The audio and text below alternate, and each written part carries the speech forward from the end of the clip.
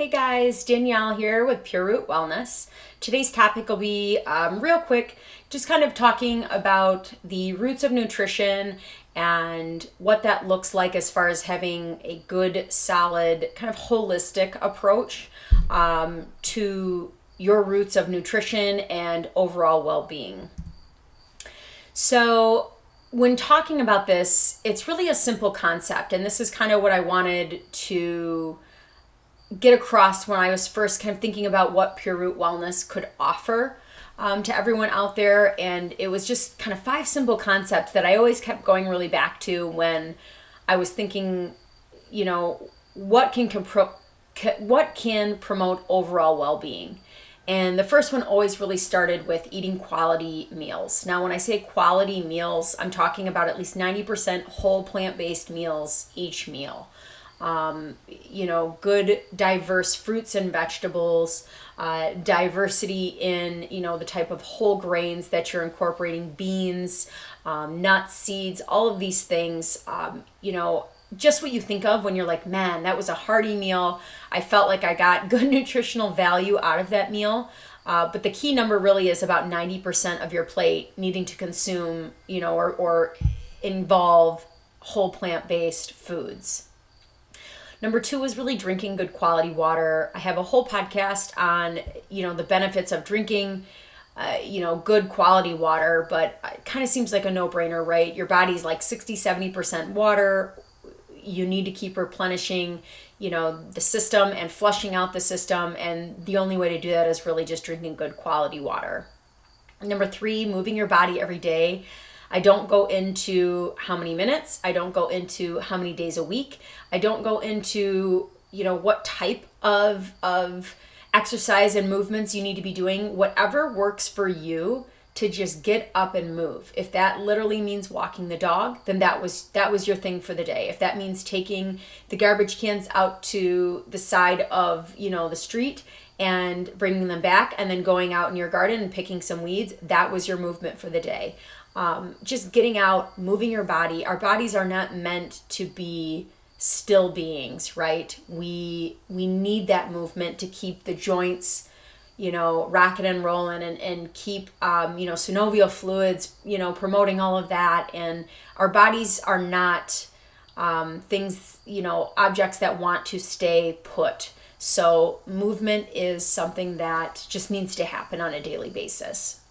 Number 4, supplementing with vitamins, minerals, herbs to promote that optimal wellness for your body, to repair, replenish, and thrive. Now, excuse me, if you're going back to number 1, where you're literally having a profound, diverse, whole plant-based meal, every single meal, the thought of needing to supplement with a vitamin, mineral, or herb kind of starts to become deplete or negated. Simply because you're getting exactly what you need to get in these amazing meals that you're eating. So a lot of times this supplementation, doesn't need to happen if you're on par and staying on track with exactly, giving your body what it needs to flourish from a dietary standpoint. And then number 5 is just simple too, right? Earthing, sun, life enjoyment. Again, I'm guilty of it. My job, 40 plus hours a week doesn't really allow me to say, hey, I need to go outside and just get some fresh air and chill for a little bit. So the second I do get outside, it's like you're ripping that mask off and just, taking that, big breath of fresh air because my body needed it. My body needed clean air. My body needed to feel the sun, the wind, the snow, the grass, whatever it is. But using that type of earthing to get together basically with the universe and kind of thrive from that standpoint. And then life enjoyment, just do what makes you happy. As long as it's not hurting your body, hurting you, hurting others,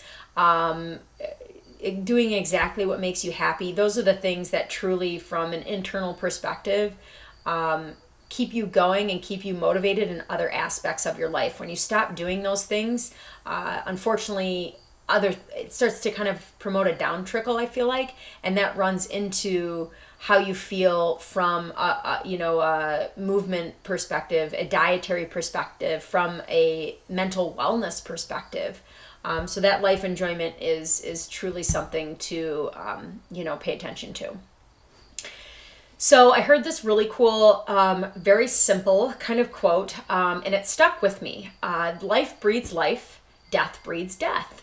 And I immediately not only pertain this to, foods and the way we eat, but also in kind of different forms of relationships that you have throughout your life, right? You have those people where every time you hang with them, you're like, man, you're full of life. You're just, you're always happy, and it's a pleasure to be around you, and this is awesome. It feels great to kind of hang. And then sometimes you have those other relationships where you're like, man, why is there drama? Why? But this also pertains to food in itself, right? So dead food really includes the processed food that's no longer existing in its natural state. The live food includes anything that's raw in its natural state, and the purpose is to allow your body to function at its most optimal state when you're eating this live food. It just doesn't make sense to put something that's no longer thriving and alive in your body and then expect your body to be at its most optimal state and function the way you need it to function. That wouldn't create disease processes. So, and it's interesting, your body actually wants to be disease-free and in maximum health. We're the ones that create the pollution and the roadblocks by our dietary and lifestyle choices that we make, and don't allow our body to truly work in the best possible way that it wants to.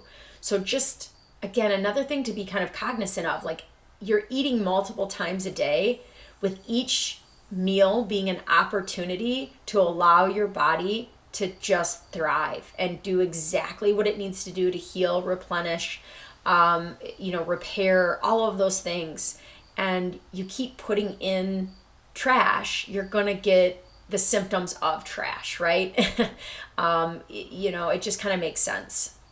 And I know the old adage of, letting food be thy medicine and thy medicine be thy food, but that truly is key. I think it still applies. That every time, again, you eat food in its most natural form, you're giving your body exactly what it needs to repair not only the tissues, heal the organs, feed the gut bugs, promote enzymatic activities, but make new cells so the old cells can get out of the way. You let these old cells kind of stay stagnant or stay around. That's when you start seeing, again, the buildup of toxins, the non-promotion of, optimal functionality that your body truly wants to be in. You're just kind of, setting it up for failure when you only eat junk, basically. So why 90% whole plant-based food? I shouldn't have to explain this. Why wouldn't you want 90% of your plate to be whole plant-based goodness for you? But I will explain it. Basically, it's simple again. Your body just doesn't know how to use this processed food. And what is processed food? It's any food that was altered during preparation to really make it more convenient, shelf-stable, or flavorful. And obviously some foods are going to be a little more processed than others. There's some foods that are like minimally processed. That would be the lettuce that was already kind of chopped up, put into a bag, and put in the section where all the vegetables are. It still looks like lettuce. It's still close to what it looks like in its raw, natural state. Now, a boxed macaroni, a microwavable meal, this is heavily processed or ultra processed food, right? It's chemically altered. It has artificial flavors, additives, all of these other ingredients that aren't naturally found in the universe itself. And what's interesting is, as you progressively change the food, it becomes less and less nutritionally valuable. At some point, you started out with something that was healthy and ultimately kind of converts into a poison at some point in time because you've just altered it and modified it so many times. The sheer volume of man-made chemicals that we're putting in our bodies and the unrealistic expectation that our microbiota will be able to process all of this without any damage is just unrealistic. And the reality is, a 10% increase in consumption of these processed foods is associated with a 10% increase in developing cancer or a 14% risk of early death. So the numbers are there. It's not like someone, and I know you guys know this. I know people sit there and go, I need to eat healthy, but you need to find a different way to go about it. And diets and all of these crazy things, starving yourself with this, or, not giving yourself, something that you've been craving for months and months and months. At some point in time, your body's going to say, I give up. I've had enough. I want to go back to what I enjoyed. But with the 90% whole plant-based food, all you have to focus on is plant diversity, more fiber, but you'll get that if 90% of your plant is whole plant-based. You don't even have to think about it, right? Just keep buying more vegetables, keep buying more fruits, keep buying more whole grains, keep buying more beans and seeds and nuts, and just keep making the meals. And the other 10%, have your little piece of meat if you can't say no thank you, have your piece of fish, have your piece of dairy, but 10% of it, right? That's the only negotiation you have to make with yourself. That's it, the 90 and 10. That's it. When you're looking at these processed foods, majority of people, they come in with the headaches, the poor sleep, the digestive issues, the skin problems, weight gain, heart troubles, their blood sugars are out of whack, or they're diabetic and they still can't get them under control, inflammation, immune system gets weakened, anxiety, cancers, hormonal imbalances. These are all things that again, the studies can't link them to a correlating between this, but you can definitely see it's not rocket science, right? Again, you're going to consume garbage, you will get garbage with signs and symptoms down the road. It's just a matter of time. So some tips that I use, I shop on the outskirts of the grocery store. I actually avoid going down the aisles that I know have all the goodies. And trust me, I know all the aisles that have the goodies.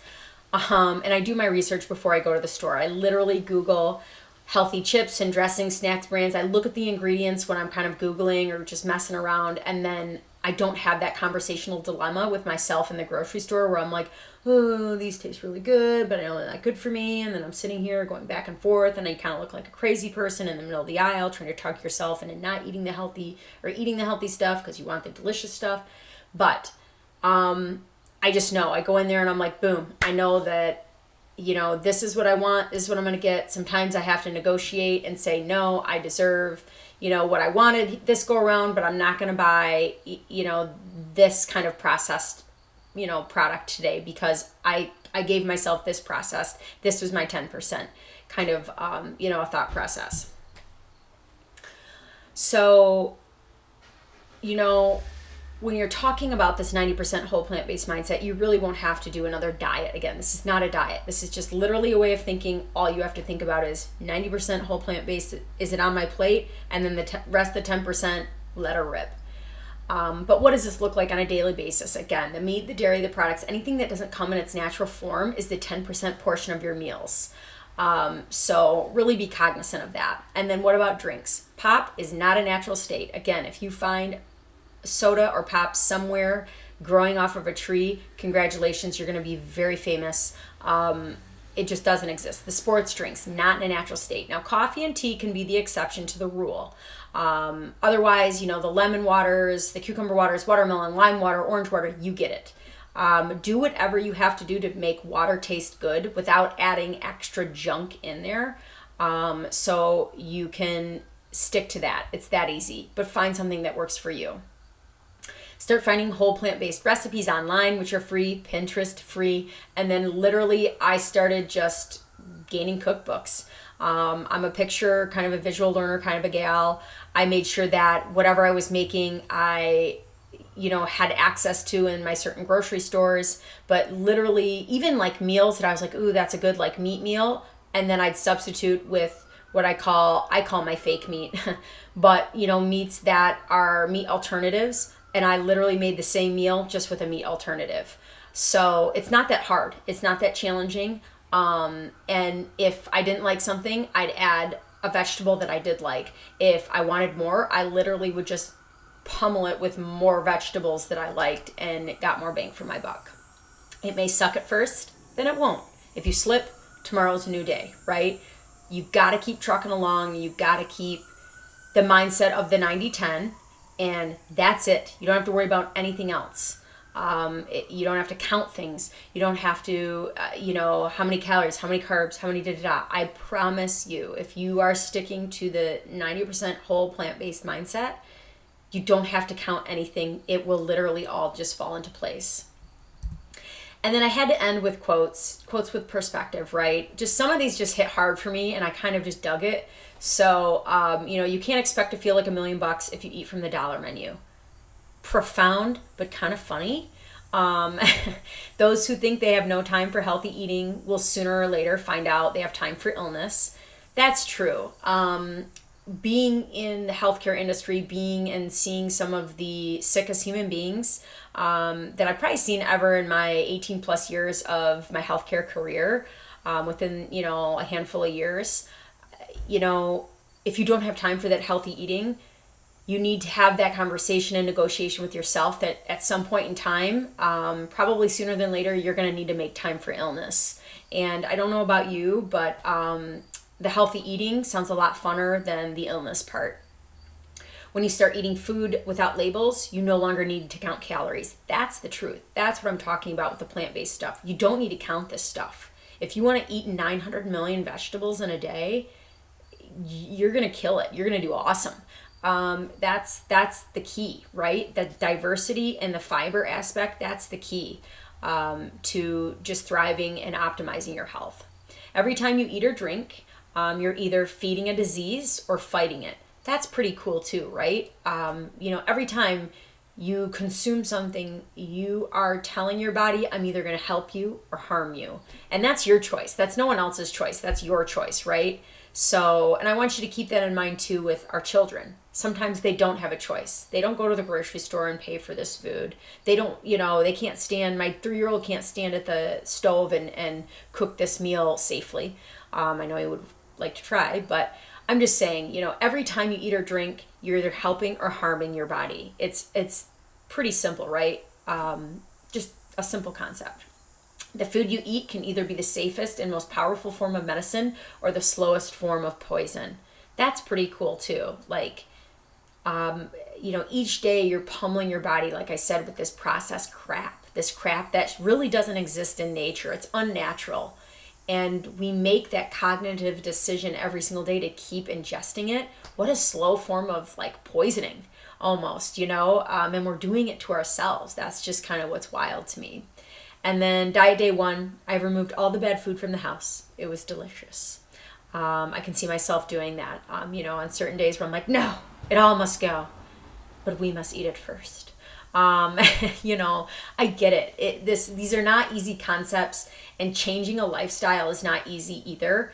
But the reality is you keep waiting for tomorrow when today was a missed opportunity. And tomorrow may be that day where your health does take a shit and you are sick or you are ill. And if there was something that I could have done today to prevent what could happen tomorrow, damn it, I'm going to do it. And that's just by making good quality, healthy decisions about, food and living and, what we put in our bodies and our mindset and our mind frame. So I hope this was helpful. Just kind of like I said, giving just a quick little basis on roots of nutrition, roots of just holistic healing and health. If you have any questions, comments, concerns, go ahead and plug them in down below. Otherwise, I hope you guys are doing well and be well. Talk to you guys soon.